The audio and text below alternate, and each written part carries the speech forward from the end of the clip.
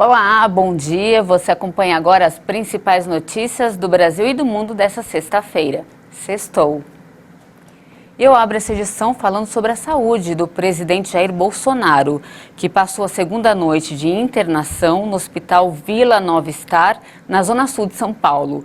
Ele segue sem previsão de alta, segundo o último boletim médico. O presidente vai passar por nova avaliação hoje e um novo boletim deve ser divulgado nas próximas horas.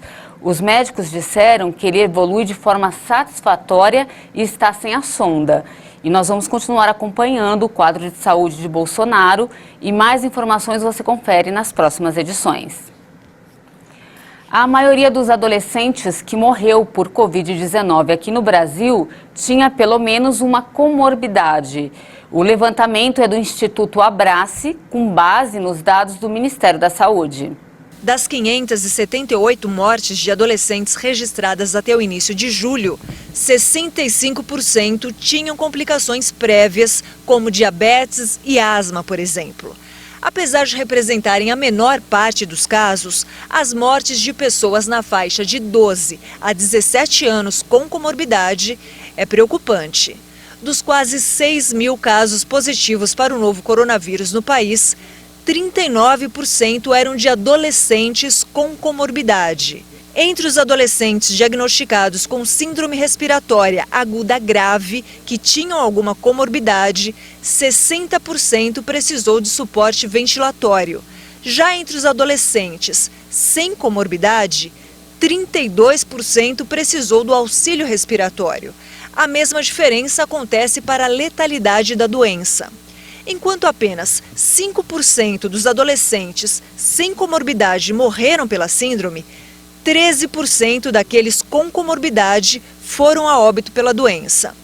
A vacina desenvolvida pela Pfizer e a BioNTech teve 100% de eficácia em adolescentes com idades entre 12 e 15 anos.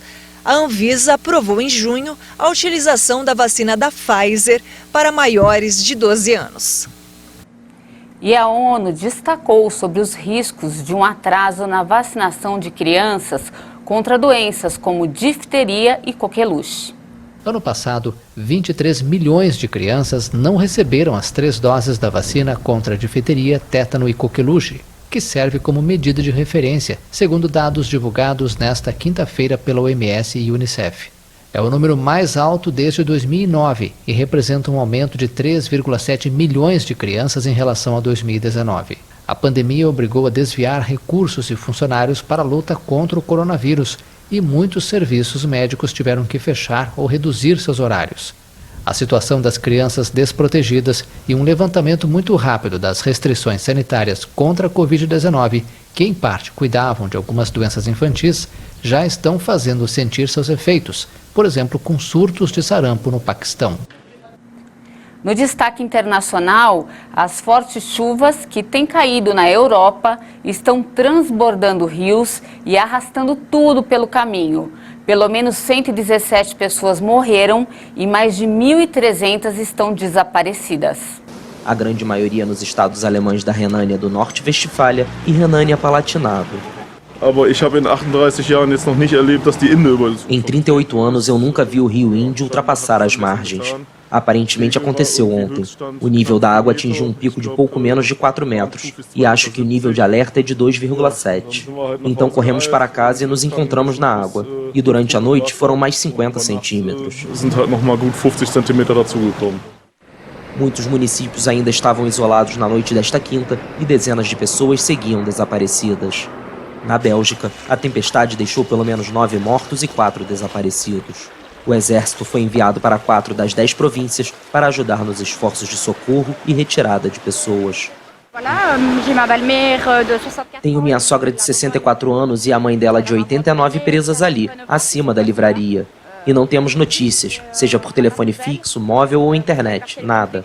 Então viemos ver se há algum problema e tirá-las de lá.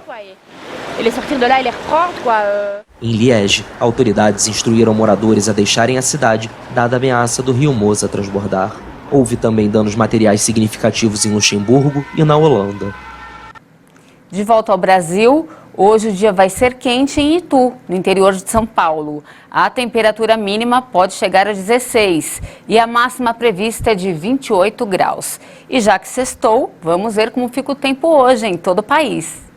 Ao longo desta sexta-feira, o tempo já volta a ficar firme em todo o estado do Rio Grande do Sul. Mas por causa da passagem da frente fria, áreas de instabilidade mantêm a condição de chuva em áreas da faixa leste e norte de Santa Catarina e também sobre grande parte do estado do Paraná. Estas mesmas áreas de instabilidade também conseguem alcançar áreas do estado de São Paulo e do leste e sul do Mato Grosso do Sul. A chuva vai ser bastante expressiva, principalmente em áreas do estado do Paraná. Nas demais áreas do centro-oeste e do sudeste, o tempo continua firme com sol que predomina e baixa umidade relativa do ar nas horas mais quentes do dia. No interior do nordeste, o tempo também continua bastante firme e a chuva vai continuar concentrada na faixa litorânea da região, com os maiores volumes esperados para o norte do estado do Maranhão. Na região norte do país, a chuva retorna para áreas do extremo norte do Tocantins. Enquanto isso, o estado de Rondônia segue com previsão de tempo firme. Em relação às temperaturas, na tarde desta sexta-feira, a máxima alcança os 27 graus em Salvador.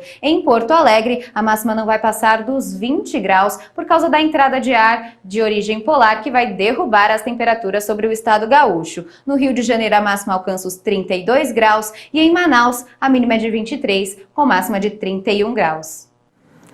E agora eu estou ao vivo com Kleber Werneck, que tem a dica dessa sexta-feira para vocês aí de casa. Bom dia, Kleber. Bom dia, Paty. E uma dica muito importante. Infelizmente, durante essa pandemia, muita gente perdeu o emprego. E a dica de hoje é para quem quer se recolocar no mercado de trabalho. Vamos ver?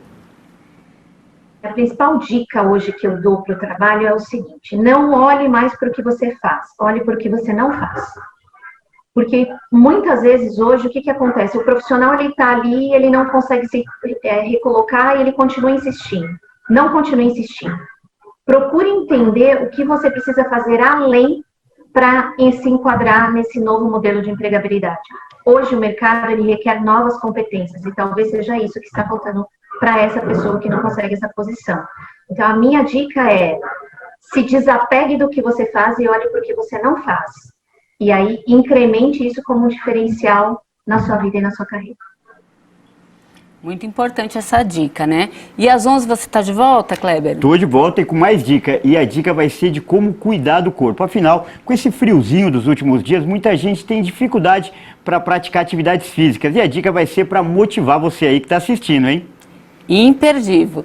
Então essa edição fica por aqui. Muito obrigada pela sua companhia. E você já sabe, a gente te espera às 11. Não vai perder.